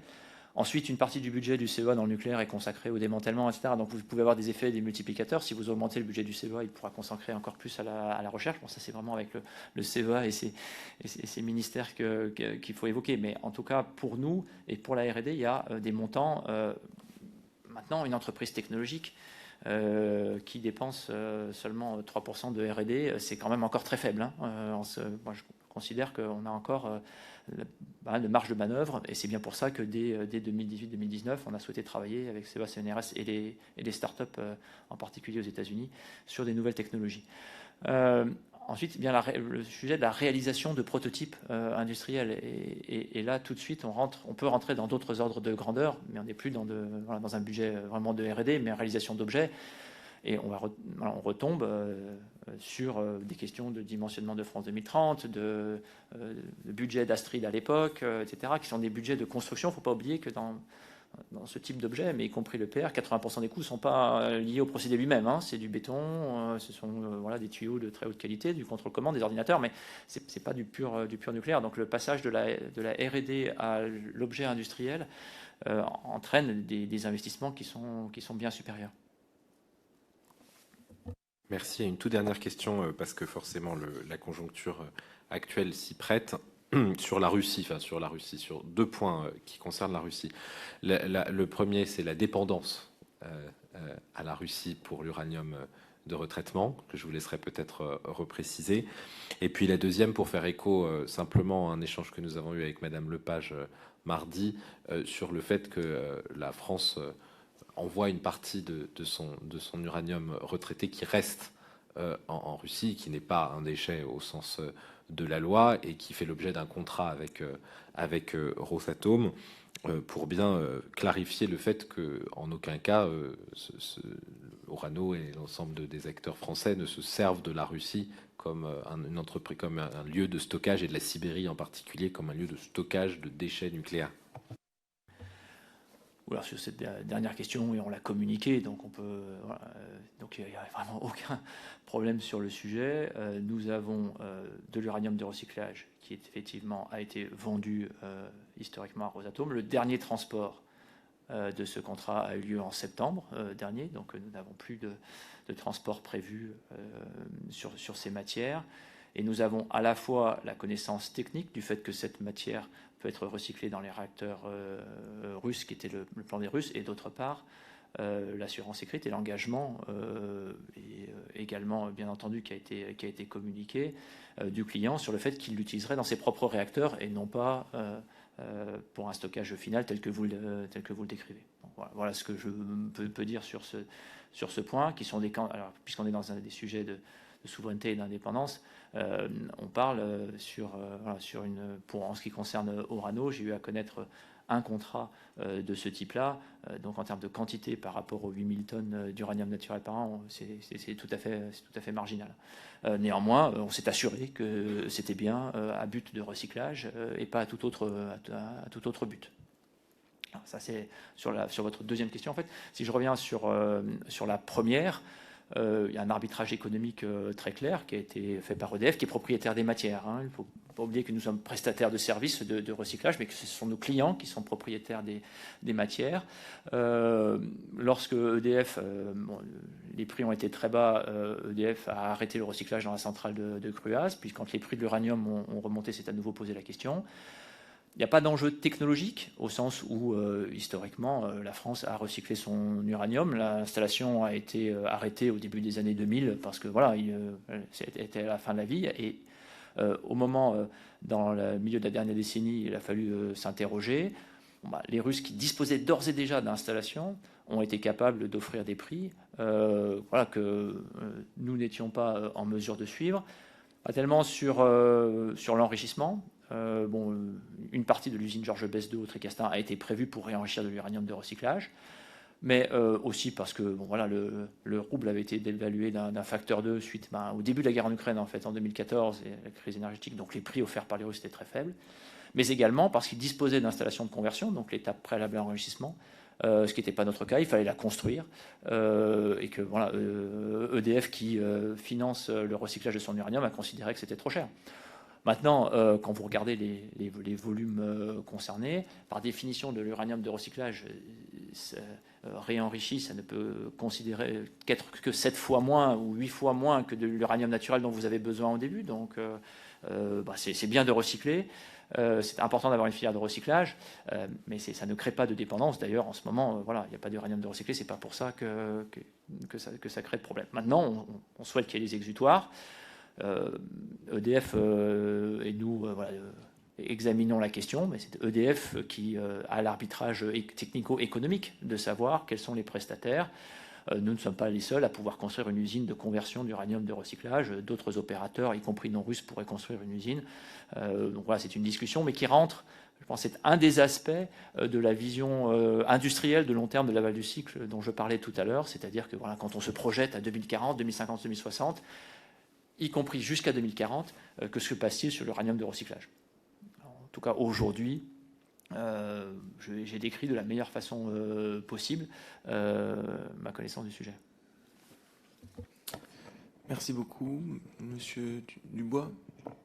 Oui, j'aurais une question. Je voulais revenir effectivement sur l'uranium. Le BRGM nous dit qu'on a des réserves dans les sous-sols de l'ensemble du Massif central.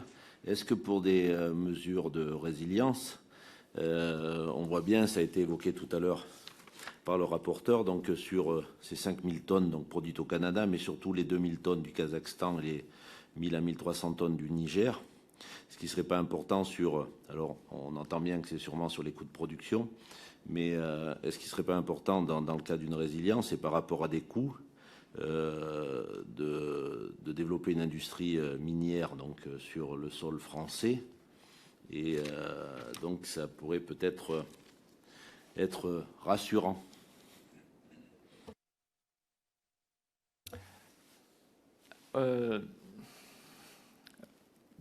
je suis d'accord avec vous, mais en même temps, je suis un industriel et je suis réaliste. Aujourd'hui, ouvrir une mine en France, je ne parle même pas d'uranium, ça reste un sacerdoce. Les dernières mines ouvertures de mines en projet qui ont été annoncées sont en fait soit très proches sur des sites existants. Et encore une fois, compte tenu de l'importance des métaux stratégiques, on a regardé certains métaux non nucléaires en France. Ça reste extrêmement compliqué. Voilà, ça tient. Voilà, les usines n'ont pas toujours été bienvenues. Maintenant, à nouveau, les usines sont bienvenues et je m'en réjouis. Il y a eu un gros travail qui a été fait d'une façon générale par France Industrie, par beaucoup d'acteurs pour que l'industrialisation soit à nouveau un objectif après avoir perdu la moitié de l'industrie française. Donc, je m'en réjouis. Pour les industries extractives, ce n'est pas encore le cas.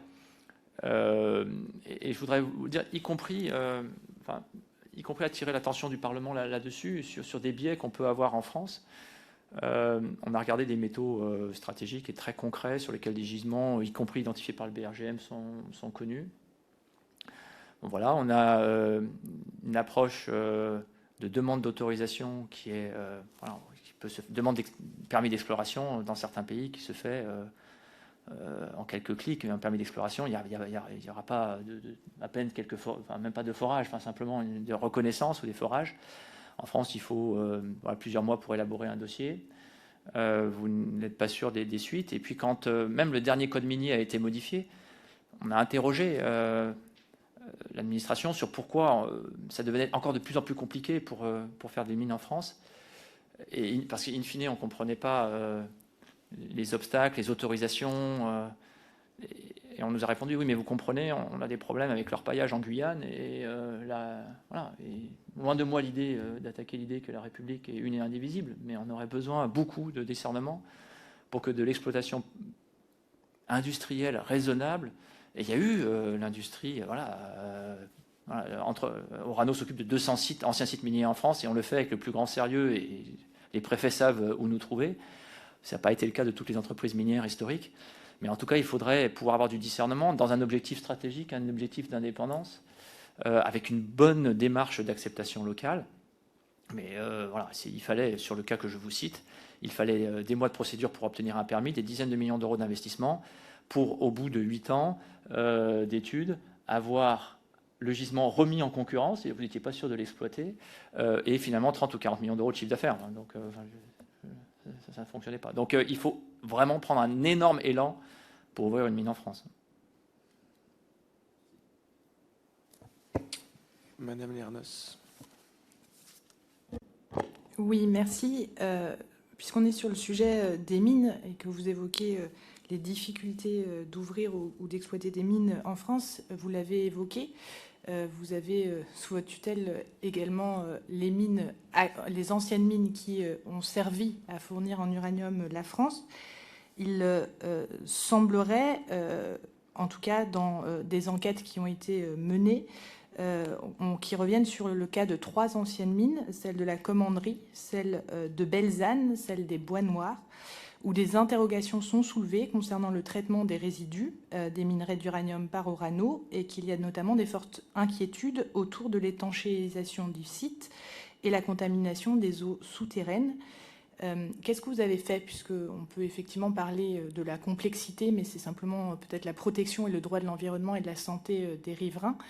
Qu'est-ce que vous avez fait sur ces anciens sites? C'est pas ma seule question, mais comme on était sur ce sujet-là... L'ensemble des... Alors d'abord, ces sites, en général, ils sont visitables, donc si vous souhaitez vous rendre sur place, on le fait régulièrement, que ce soit avec les parties prenantes, avec la DREAL, la préfecture. Donc on a des travaux parfois, des mesures continues, parfois des matières qui n'avaient pas été tracées, donc on les trace. On n'a pas eu de sujet de mise en danger, de vie d'autrui, de pollution. Maintenant, si le moindre souci nous est signalé, on tente d'y remédier. Encore une fois, ce n'est pas forcément des sites qui ont été exploités par nos anciens. Ça peut être des sites orphelins, parfois même des sites où il n'y a en fait eu que des mesures. S'agissant des sites que vous mentionnez, là aussi, ils sont parfaitement visitables. Sur celui des Bois Noirs, il y a une opposition de très long terme à la présence de ce site, qui était une ancienne mine. On l'a refait, la retenue d'eau, on a refait les mesures de crue, on fait des mesures permanentes, des commissions de suivi de site. Donc voilà, on essaye d'être le plus présent possible et le plus responsable, avec parfois aussi des oppositions à des travaux que l'on pourrait mener.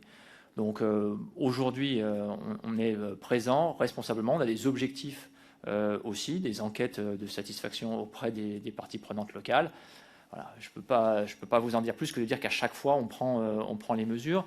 Et la complexité à laquelle je faisais référence à l'ouverture des mines et au business model des mines, ne faisait pas référence au suivi des mines anciennes. Je pense néanmoins qu'il y a une corrélation quand on voit le traitement des anciennes mines et les inquiétudes légitimes suite à des fuites d'eau et des résidus qui ont été placés dans des excavations sans étanchéisation des sites. À juste titre, il peut y avoir une inquiétude dès qu'on ouvre une nouvelle mine si le traitement des anciennes mines qu'on ferme n'est pas fait dans le temps et de manière conforme, malgré les propos on nous dit, que nous disent et nous répète la filière nucléaire, et vous nous l'avez fait à plusieurs reprises. Il n'y a pas de problème, nous sécurisons, nous veillons au grain, etc. Nous avons eu les mêmes propos de Madame Lauvergeon quand qu'on l'a interrogée notamment sur la hausse des leucémies autour du site de la Hague. Et nous avons eu des réponses. Elle nous a dit qu'elle avait installé des caméras pour faire vérifier effectivement et pour lever l'opacité. Cela dit, Madame Lepage nous a révélé 2 études qui révélaient bien une hausse des leucémies autour de la Hague. Et donc, voilà, j'entends dans votre rôle que vous dites il n'y a pas de souci, il n'y a rien à voir, mais entendez aussi que ces propos et les résultats qui ont été trouvés nous interrogent ou peuvent interroger fortement sur le traitement. Et voilà, donc c'est simplement ce que je voulais dire. Je voulais en venir aux mines. Monsieur Knorre. Non, je ne peux pas vous laisser dire. Vous me prêtez des paroles que je n'ai pas eues. Je n'ai pas dit qu'il n'y avait pas de problème. Il y a des difficultés, on les adresse. Mais vous m'adressez le fait qu'il y aurait eu des manquements historiques. D'abord, il faut les prouver. Et notre job et notre travail, c'est d'y remédier. Et sur les enquêtes concernant la Hague, il y a eu des enquêtes contradictoires, multiparties prenantes, qui ont réfuté les accusations et qui sont maintenant dans le cadre d'un dialogue. Donc, ne me faites pas dire que je dis que tout va bien. Non, il y a des enjeux. Comme dans toute industrie, il y a des enjeux. On relève les sujets, on essaye de les résoudre de notre mieux. On n'est pas en infraction. On va au-delà de ce qui nous est demandé. Mais inversement, pour parler des Bois Noirs, quand les parties prenantes locales ou certaines parties prenantes locales s'opposent en fait à tous travaux, il ne faut pas non plus nous dire que nous sommes les seuls responsables des problèmes et que je joue un rôle. Non, je ne joue pas un rôle. Nous faisons notre devoir d'industriel et nous protégeons l'environnement et les populations autour en étant conscients qu'une industrie, elle a des rejets. Oui, toute industrie a des rejets.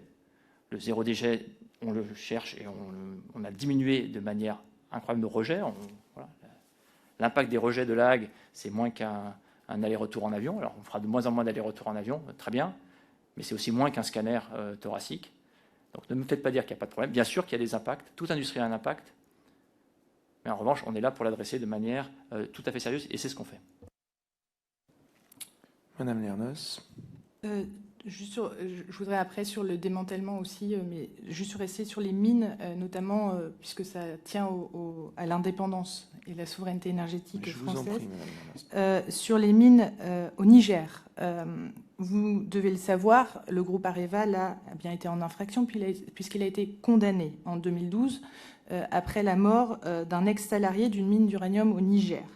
Il est décédé en 2009, donc à l'âge de 59 ans, dû à un cancer causé par les inhalations de poussière d'uranium.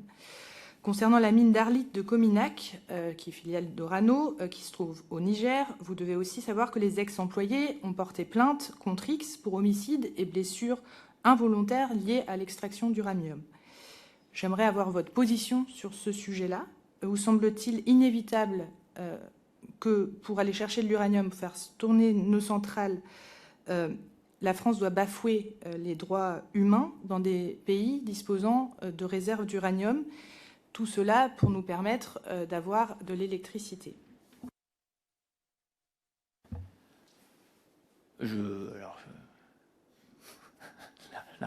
La réponse est dans la question. Non, on ne bafoue pas les droits humains.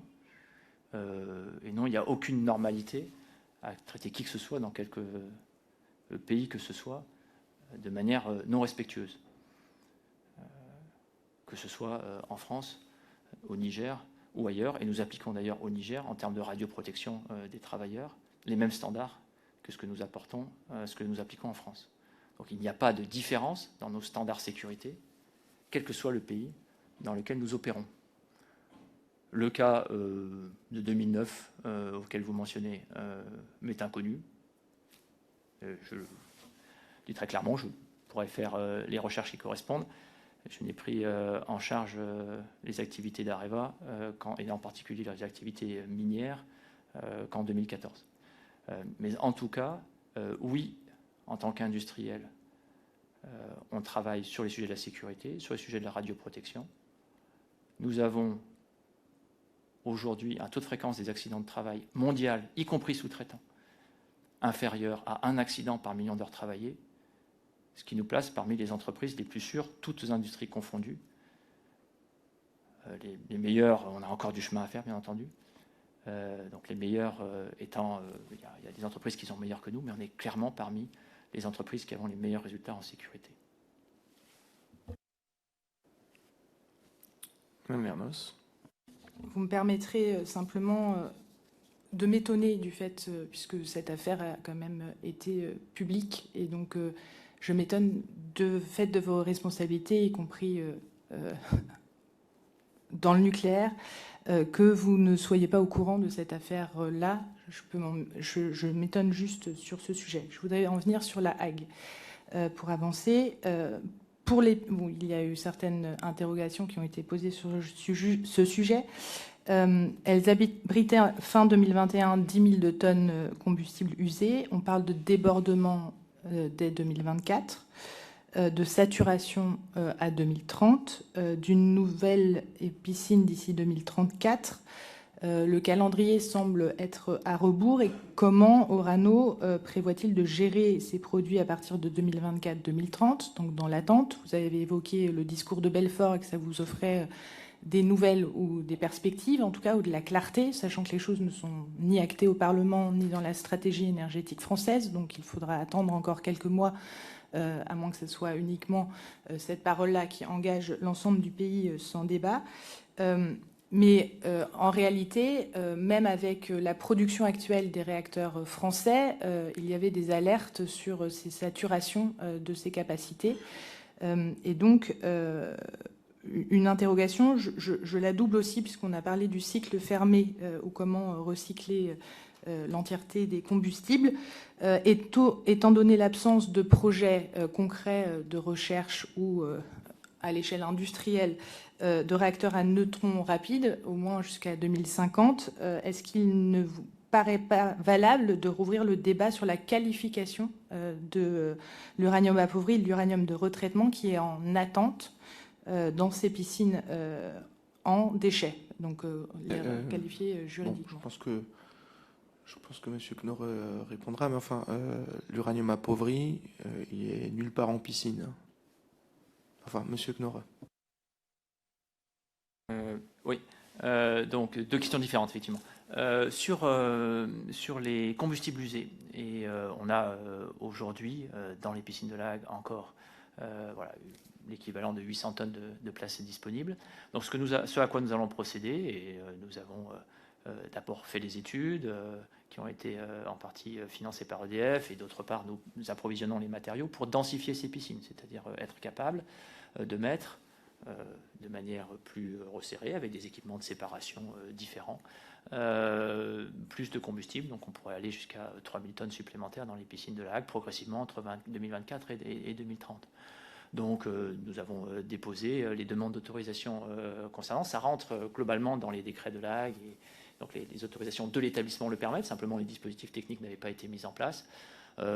compte tenu de l'évolution du système, on se prépare pour être prêt fin 2024, effectivement, à progressivement être capable d'accueillir entre 1000 et 3000 tonnes supplémentaires à la capacité d'aujourd'hui en fonction des besoins.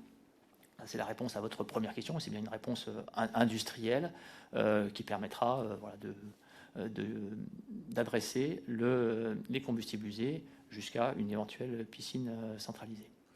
S'agissant de la deuxième question, effectivement, c'est stocké sous forme solide, pas en piscine, ce sont des conteneurs métalliques, et c'est l'uranium appauvri et sous forme solide.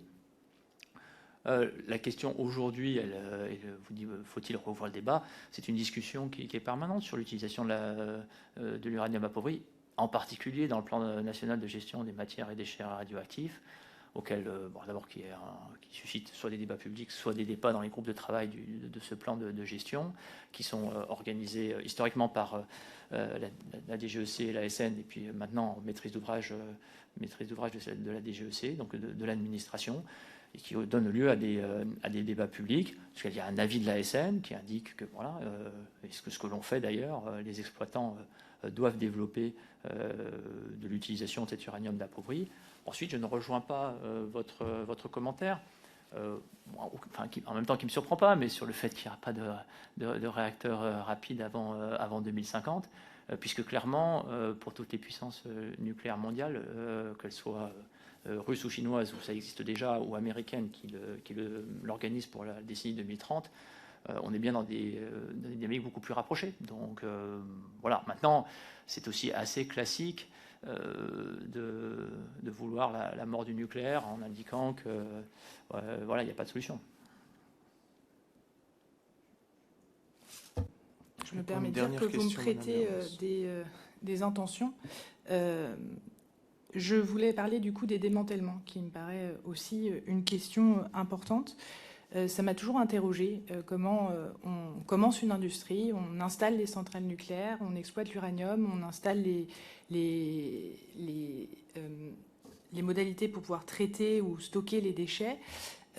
Et donc, de fait, dans la rente du nucléaire, on a aussi des frais et des coûts de provision sur le démantèlement, puisqu'on avait prévu la construction des centrales, même si on peut avoir un débat, qu'on soit pour ou contre le nucléaire par ailleurs, sur à quel niveau, à combien d'années il est sérieux de pouvoir prolonger les centrales sans faire trop d'encoche, j'ai envie de dire, à la sécurité qui entoure ces sites, sans parler des problèmes de corrosion ou inattendus qu'on peut trouver sur les centrales en cours. La Cour des comptes, en 2020, a souligné que les coûts de démantèlement étaient très probablement sous-estimés, puisque certaines dépenses ne sont pas incluses dans les évaluations d'EDF et d'Orano, ce qui me paraît assez préoccupant. Vous parliez d'échelle industrielle et le fait que l'industrie du nucléaire avait des responsabilités, qu'on était sur un défi énorme et que ça pouvait expliquer la faillite quand même de cette industrie nucléaire, notamment sur l'EPR de Flamanville, puisque vous avez salué vos équipes sur notamment les fonderies.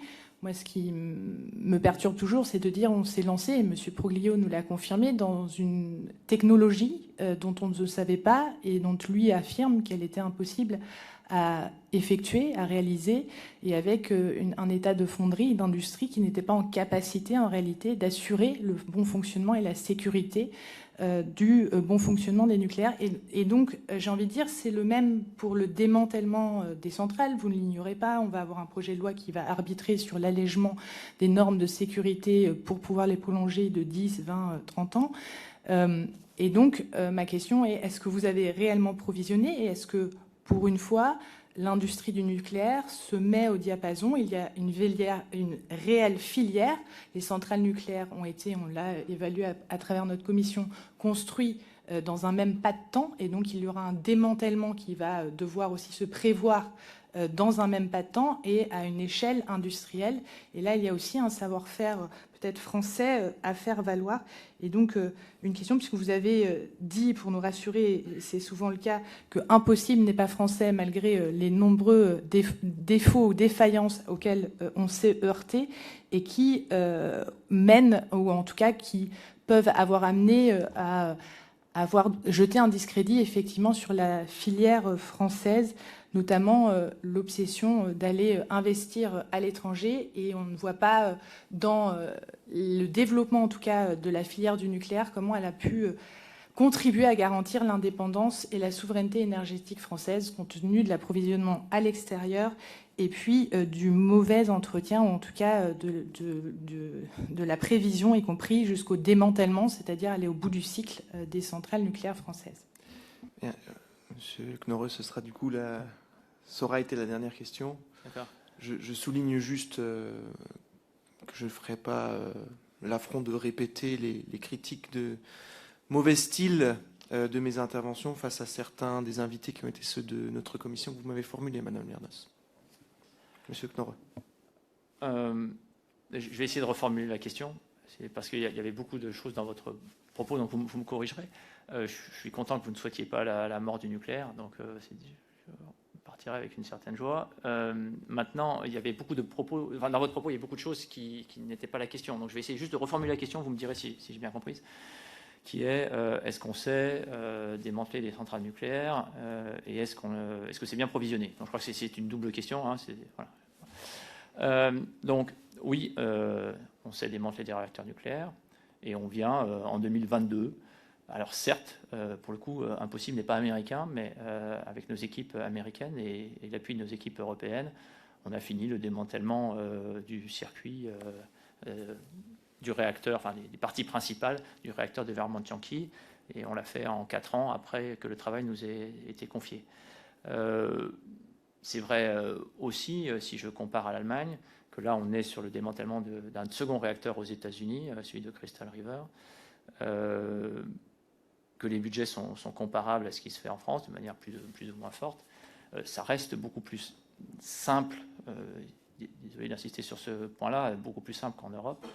Ne serait-ce que, par exemple, on va découper la cuve en un nombre de morceaux qui va être entre 5 et 10, là où en Europe, on est, du fait des filières de déchets en partie, mais également d'un ensemble de contraintes, on est amené à découper, par exemple, la cuve en dizaines, voire en centaines de pièces.